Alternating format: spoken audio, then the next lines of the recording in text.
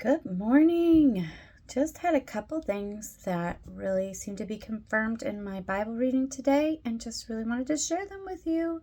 I am my reading the Bible in a year has led me to Daniel, and I was reading in chapter 9 a beautiful prayer that Daniel says, both as he's a prophet of sorts and receives many visions from God, some of them declaring the disaster that's coming at some point. And so it really humbles Daniel and makes him feel to sort of say a prayer and intercession for the people, to kind of recognize the goodness of God and the unrighteousness of his people, the Jewish people. So he starts off, this is from Daniel chapter 9 verse 4.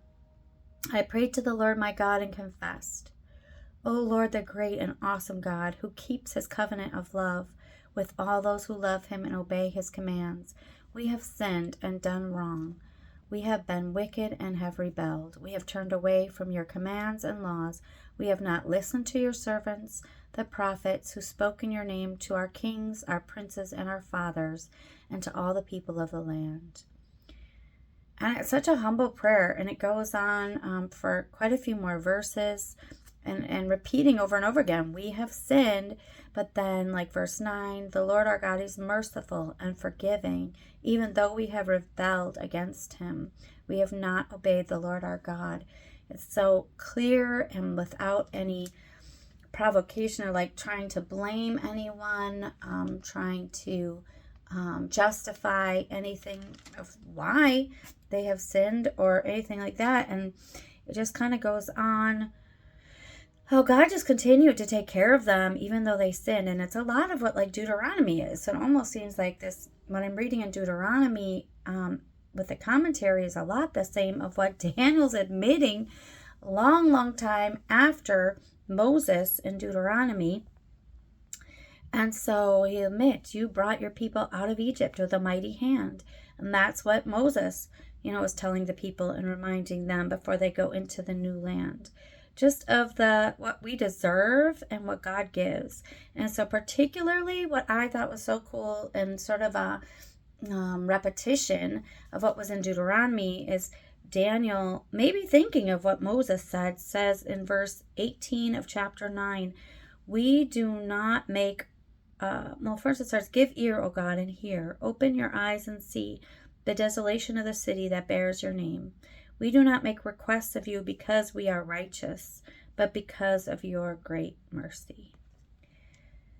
And I wrote that down, just that's so powerful and true, that if we receive anything good, it's not because we could say we've earned or deserved it. It's just always remembering it's by the grace of God that we have anything good, that we are spared, that we have blessings. And then when I read in Deuteronomy, it was kind of that same idea that caught my attention again, and I thought I really want to share this. And it's in Deuteronomy chapter 9 where Moses is talking to the people, and it's the same sort of message I think as Daniel. Chapter 9 verse 4 says, after the Lord your God has driven them out before you, talking about the enemies that he's going to go ahead of and destroy for them, and we'll get back to that in a minute. It says, after the Lord has brought them out, driven them out before you, do not say to yourself, the Lord has brought me here to take possession of this land because of my righteousness. No, it is on account of the wickedness of these nations that the Lord is going to drive them out before you. It is not because of your righteousness or your integrity that you're going in to take possession of their land, but on account of the wickedness of these nations that the Lord your God will drive them out before you, to accomplish what he swore to your fathers, or to accomplish what he swore to your fathers, to Abraham, Isaac, and Jacob.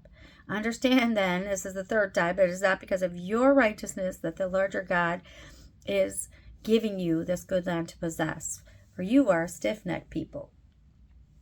So it's not necessarily, they're saying the grace of God, although it's saying the righteousness and the promise of God that he was going to give them this land.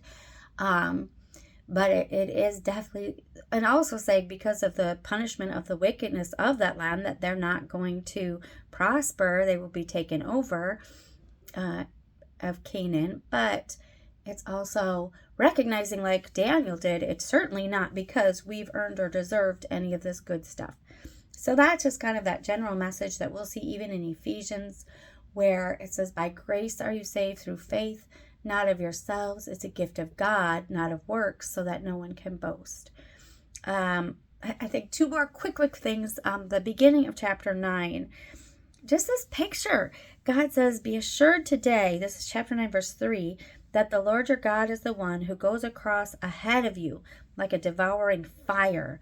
He will destroy them. He will subdue them before you, and you will drive them out and annihilate them quickly, as the Lord has promised you. Oh, this cool picture. And I in James was one of my other prescribed readings for Read the Bible in a year. But James says, resist the devil and he will flee from you. I believe James chapter 4. And so that idea of like, God really does it. He prepares the way, but he does expect us then to go in and live it. And so he says, your enemies are in front of you, but I'm going to go first as a fire and do the hard work, do the actual work, kind of like what Jesus did on the cross. And then he goes on to say, but now you go in. So resist the devil. First submit yourselves to God, then resist the devil and he will flee from you. Or submit yourselves to God. This is from James chapter 4, verse 7. Submit yourself, well, even before that, because it's talking sort of about pride. God opposes the proud, but gives grace to the humble. Submit yourselves, therefore, then to God. Resist the devil, and he will flee from you. Come near to God, and he will come near to you. Oh, I love that. So, what do? Well, we, first of all, just let God do his work, right? Resign to him. Let him do what he says he's going to do. And then he'll go with that fire. He'll go ahead of us. But then be willing to keep walking. Be willing to possess the land, like he would say. You know, he's got it all ready for us. Now go in. You know, recognize that you want the ways of God, and the devil flees. Like God's already preparing the way. Jesus already died for you. Come near to God then. So come to him. He's already prepared the way for us to come to him. Now just do it. Come to him and he will come near to you. Wash your hands, you sinners, and purify your hearts, you double-minded. Grieve, mourn, and wail. Change your laughter to mourning and your joy to gloom. Humble yourselves before the Lord and he will lift you up. So thank you, God, for letting us see that humbly you do it all, you have it all, you give it all, and it's our position to receive and to thank and to glorify you and to live for you. And so thank you for thinking and joining me today, and have a great day.